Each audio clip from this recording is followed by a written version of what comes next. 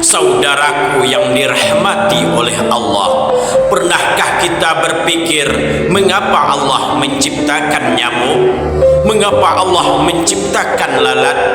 Bukankah keduanya kecil, lemah, bahkan sering kita anggap menjijikkan?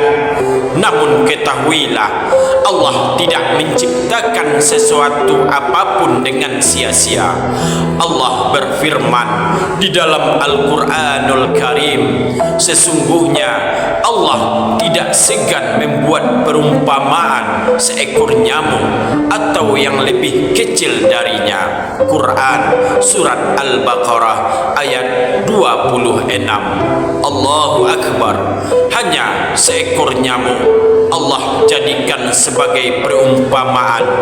Itu menunjukkan bahwa setiap ciptaannya penuh makna. Nyamuk yang kecil bisa membuat seorang raja besar jatuh sakit. Lalat yang kecil bisa membuat seorang manusia tak berdaya ketika ia hinggap di makanan. Apakah manusia merasa dirinya hebat, sedangkan ia tak mampu menyingkirkan makhluk sekecil itu? Rasulullah sallallahu alaihi wasallam bersabda, seandainya dunia ini bernilai di sisi Allah sebesar sayap nyamuk, maka Allah tidak akan memberikan minum setetes pun kepada orang kafir. Hadis riwayat Tirmizi. Lihatlah, sayap nyamuk saja begitu kecil nilainya, maka bagaimana dengan dunia yang kita perebutkan siang dan malam?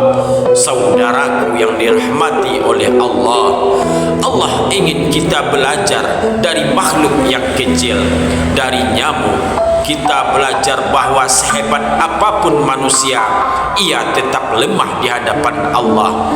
Dari lalat kita belajar kerendahan hati, karena manusia yang sombong bisa dipermalukan oleh makhluk kecil yang dianggap remeh. Allah berfirman di dalam Al-Quran, wahai manusia, telah dibuat suatu perumpamaan, maka dengarkanlah. Sesungguhnya segala yang kamu seru selain Allah sekali-kali tidak dapat menciptakan seekor lalat, walaupun mereka bersatu untuk menciptakannya. Dan jika lalat itu merampas sesuatu dari mereka, mereka tidak akan mampu merebutnya kembali. Amat lemahlah yang menyembah dan amat lemah pula yang disembah. Quran surat Al-Hajj ayat 73. Subhanallah, hanya seekor lalat manusia tidak mampu menciptakannya. Inilah tanda kebesaran Allah bahwa kita hanyalah hamba yang lemah. Maka saudaraku, jangan pernah meremehkan ciptaan Allah sekecil apapun itu.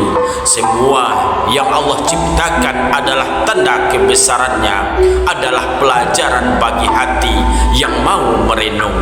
Hari ini mari kita tundukkan kepala, kita rendahkan hati, kita akui kelemahan diri. Jangan lagi sombong, jangan lagi merasa paling kuat, karena bisa jadi makhluk sekecil nyamuk yang kita anggap hina justru lebih taat kepada Allah dibandingkan kita yang sering lalai.